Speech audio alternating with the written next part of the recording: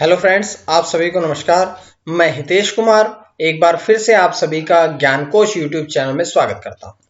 देखिए, आज का हमारा जो विषय है वो है देश का नया संसद भवन। अभी जैसा कि आप सभी को पता है कि 10 तारीख को हमारे देश के प्रधानमंत्री श्री नरेंद्र मोदी ने देश के नए संसद भवन की आधारशिला रखी थी। तो आज हम पूरी जानकारियां इस नए संसद भवन के बारे में पढ़ेंगे।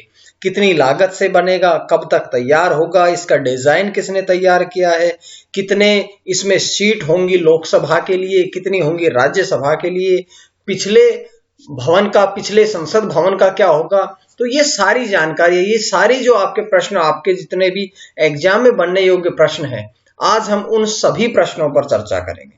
चलिए बात करते हैं। देश का नए संसद भवन का डिजाइन मैंने आप लोगों को दिखाया है। अब मैं इसके बारे में कुछ महत्वपूर्ण बातें करता हूं।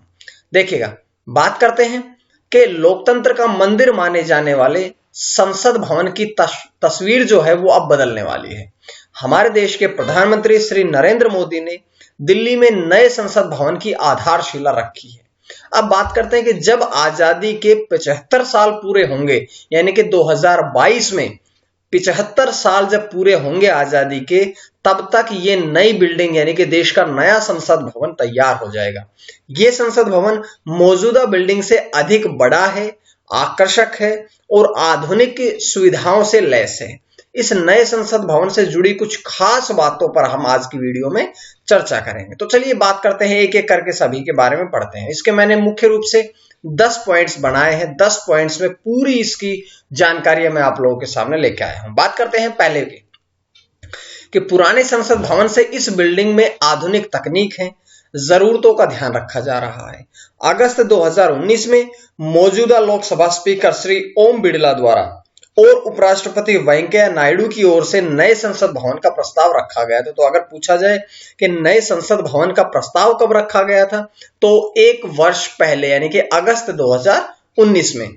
इस प्रस्ताव के मुताबिक जब नया संसद भवन जो है ये 64,500 स्क्वायर मीटर में बनाया जाएगा। तो ये बताया गया है कि इसका क्षेत्रफल कितना रहेगा। तो 64,500 स्क्वायर मीटर में नया संसद भवन तैयार होगा। ये 4 मंजिले इमारत होगी। और अगर बात करें इसकी कुल लागत की, कुल खर्चा कितना आएगा, तो 971 करोड़, लगभग 971 करोड़ में ये जो नया संसद भवन है ये बनकर के तैयार होगा। बात करेंगे कब तक तैयार होगा, तो 2022 जब हमारा देश स्वतंत्र हुए 75 वर्ष मनाएगा, 75वें वर्षगांठ पर ये तैयार जब तक हो जाएगा। और बात करें इसका आकार कैसा है, तो पिछला जो था उसको वो तो गोलाकार में था, लेकिन ये जो नया संसद भवन है ये पूरी तरह से वास्तुकार में लेकर के त्रिभुजाकार बनाया गया है। तो पूरे वास्तुशास्त्र का प्रयोग करते हुए इसका आकार दिया गया है त्रिभुजाकार। ऐसा कहा गया है कि हिंदू रीति रिवाज या हमारे देश की पुरानी संस्कृतियों में त्रिभुजाकार को भी एक विशेष महत्व दिया गया है, इसलिए इसका आकार कैसा बनाया गया है, त्रिभुजाकार। बात करते हैं कि इसका निर्माण कार्य कौन करेगा, तो इसका निर्माण कार्य जो है वो करेगा टाटा प्रोजेक्ट्स के द्वारा ये तैयार किया जाएगा। और नई बिल्डिंग में ऑडियो विजुअल सिस्टम लगाए जाएंगे, डाटा नेटवर्किंग फैसिलिटी का पूरा ध्यान रखा जाएगा। तो ये इसके कुछ खास बातें हैं, जो कुछ क्वालिटीज है जिसके बारे में मैं आप सभी से बता रहा हूं। सभी सांसदों के लिए संसद भवन परिसर में दफ्तर बनाया, जिसे 2024 तक तैयार किया जाएगा। देखिए 2022 तक तो ये बिल्डिंग तैयार होगी, लेकिन जो सभी सांसदों के लिए जो दफ्तर बनाए जाएंगे वो 2024 तक तैयार किए जाएंगे। ठीक है। नई बिल्डिंग का जो डिजाइन है वो किसने दिया है, तो नई बिल्डिंग का जो डिजाइन है वो दिया है HCP डिजाइन मैनेजमेंट ने, जो कि अहमदाबाद में है। ये कहां से है, ये अहमदाबाद के HCP डिजाइन मैनेजमेंट ने देश के नए संसद भवन का आकार दिया है, डिजाइन दिया है। बात करते हैं कि नई बिल्डिंग में कुल 1224 सांसदों की बैठने की सुविधा है, जिसमें अधिकतम 888 सीटें लोकसभा चैम्बर में होंगी और राज्यसभा चैम्बर में 384 सीटें होंगी। इस प्रकार से कुल सीटों की बात करें तो 1224 सीटें होंगी।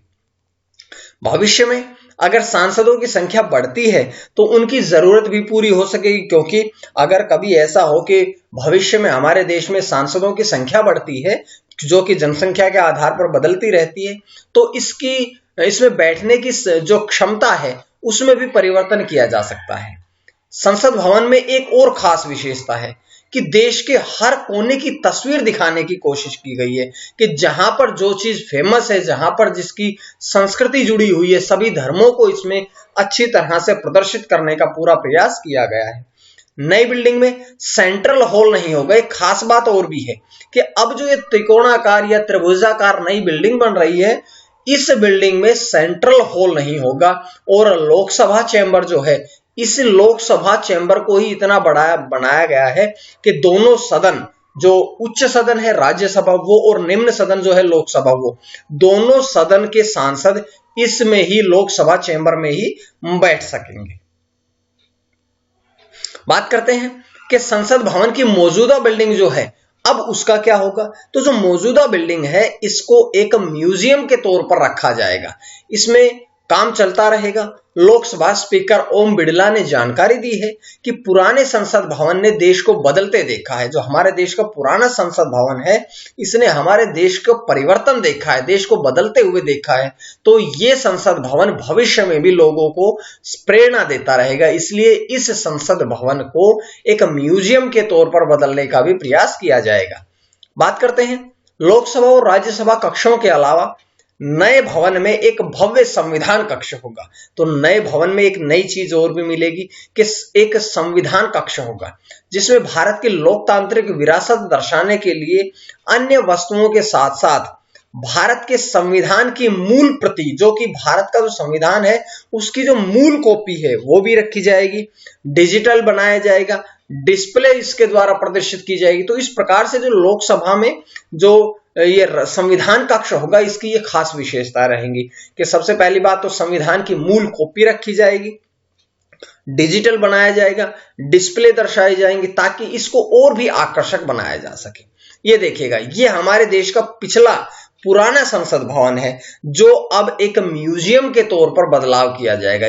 पुराना जो संसद भवन था ये गोलाकार में था, मैं पहले बता चुका हूं, और नया संसद भवन जो होगा वो कैसा होगा, त्रिभुजाकार में।